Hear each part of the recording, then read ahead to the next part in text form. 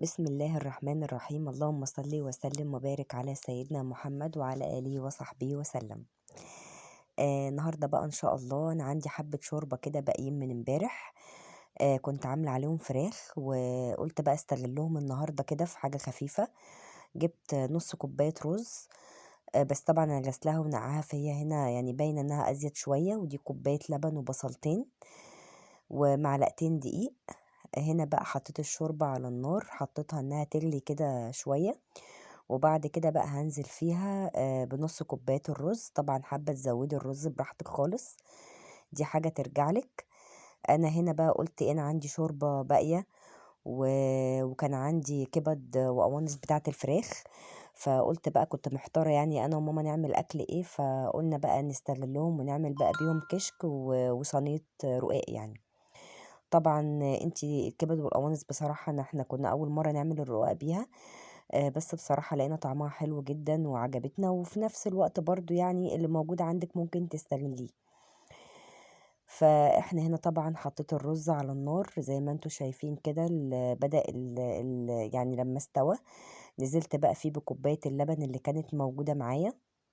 طبعًا حابة أنتِ تزودي اللبن أكتر من كده ما فيش مشكلة براحتك، بس أنا عملت بالإمكانيات اللي كانت موجودة عندي في البيت. فهنا بقى طبعًا نزلت بكوباية اللبن على الرز وهاسيبهم بقى إن هُم يغلوا غلوة، وبعد كده هادوّب بقى معلقتين دقيق كده في حبة مَيّة، أو لو عندِك باقي لبن تاني وعايزة تدوّبيهم في شوية لبن برضه على حسب المتاح عندِك. وبدأت إن أنا بقى أقلّبهم لحد ما هالاقي الكشك هنا معايا بدأ إن هو يتماسك. طبعًا في البداية الشوربة هنا كانت يعني متّبلة وجاهزة، فأنا ما حطيتش فيها أي إضافات. هنا بقى طبعًا لمّا الكشك استوى بدأت بقى إن أنا حمّرنا البصلاية ونزلنا بقى بجزء منها على الشوربة، والباقي بقى في الطبق هنزين بقى بيه الطبق في الآخر. طبعًا عايزة أقول لكم الفيديو ده أصلًا أنا مصوراه من مدة، وكنت ناسياه أصلًا على التليفون. أنا لسه مسجلاه النهارده، يعني أنا باقلِّب بالصدفة كده على التليفون لقيته، فقُلت والله أمّا أسجله وأنزّله. أنا ما أعرفش كنت ناسياه إزاي يعني، صوّرته ونسيت أنزّله.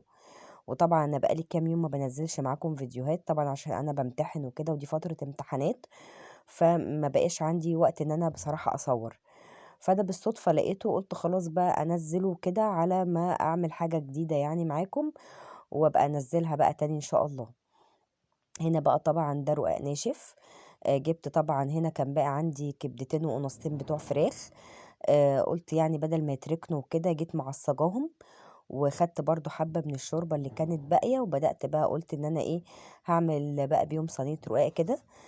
هنا طبعًا الكبد والقوانص قطّعتها قطع صغيّرة وحطيت عليها بصلاية كبيرة وقرنين فلفل وعصّجتها عادي زيّها زي اللحمة بالضبط.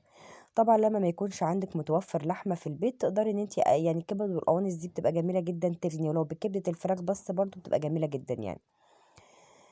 هنا بقى طبعًا زي ما شُفنا كده جِبنا صينية حطينا فيها معلقة سمنة، سيّحناها وبدأت بقى ماما تاخد الرقاق هنا وإن هي بقى تبِلّه في الشوربة كده، وتحطه بقى واحدة، واحدة في قلب الصينية. على حسب بقى هتاخدي إحنا تقريبًا هي خدت 3 رقاقات تحت و3 على الوش يعني. عايزة تعمليه برقاق طري برضه براحتك، بس وبعد كده بقى دخّلناها الفرن وطلعت بالشكل ده.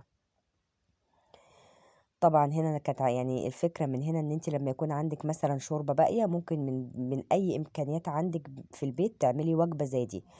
يعتبر هنا عملت كشك وعملت رقاق بواقي الشوربة بتاعة الفراخ والكبد والقوانص بتاعة الفراخ اللي إحنا كنا عاملينها.